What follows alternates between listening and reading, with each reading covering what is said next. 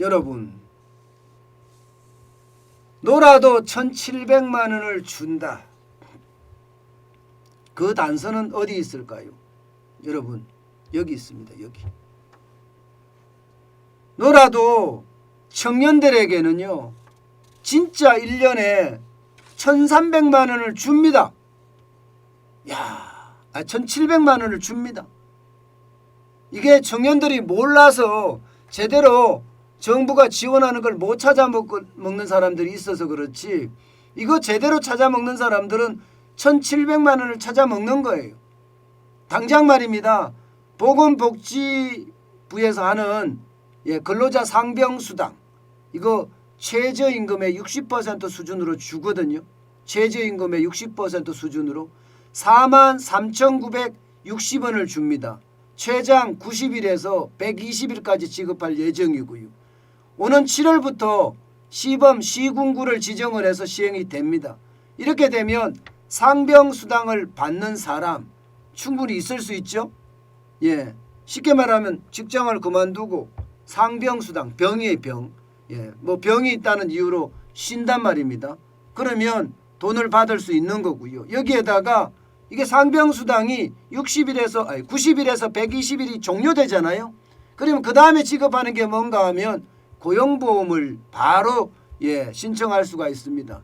그러면 고용보험은 6개월까지 6만 120원을 120일간 6개월까지 지급받을 수 있습니다.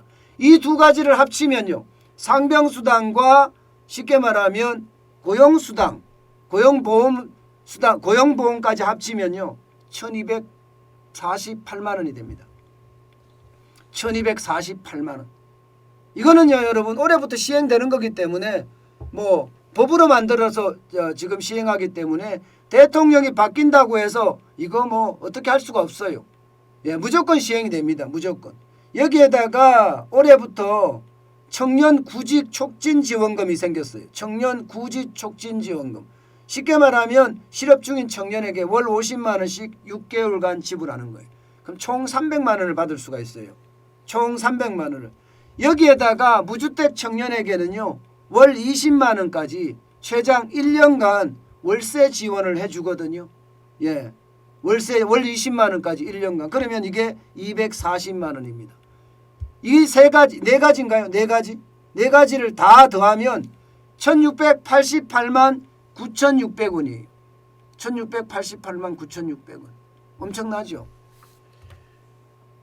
이런 걸 듣고 있으면요, 제가 이런 걸 들으면서 이게 아침에 이렇게 방송을 하려고 하면 속이 막 터질라 그래.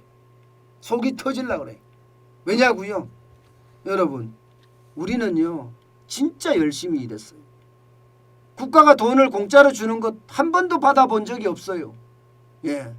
그런데 상병수당에다가 고용보험 실업급여에다가 청년 구직 촉진 지원금에다가 무주택자 월세 지원금에다가 이렇게까지 지원을 해주니 이게 여러분 청년들 입장에서 일할 맛이 날까요? 1,700만 원이면요 청년들 입장에서는 아끼고 아껴서 살 수 있는 금액이에요. 저에게도 막내 아들이 있는데요. 막내 아들이 지금 대학교 2학년입니다. 근데 그 친구가 쓰는 돈이 한 달에 한 70만 원 정도 쓸 겁니다. 70만 원. 한 달에 70만 원이요. 제가 용돈으로 70만 원만 주니까요.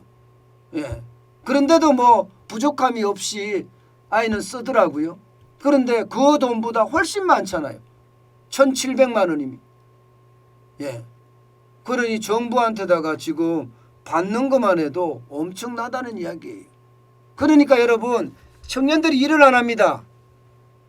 청년들이 일을 안 해요. 실제 지표로도 나옵니다. 여러분 이거 한번 보세요. 충격적인 지표들이에요. 미쳤다고 이래요. 놀지 않은 게 그 지표입니다.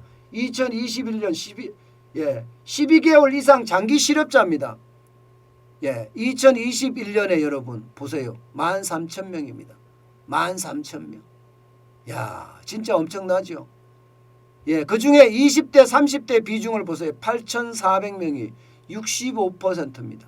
65%. 2020년까지만 해도 60%, 7,000명이었고요. 2019년만 하더라도 5천 명, 50%였어요. 점점 늘어나죠. 이게 대한민국의 망조가 자꾸 스며든다는 거예요.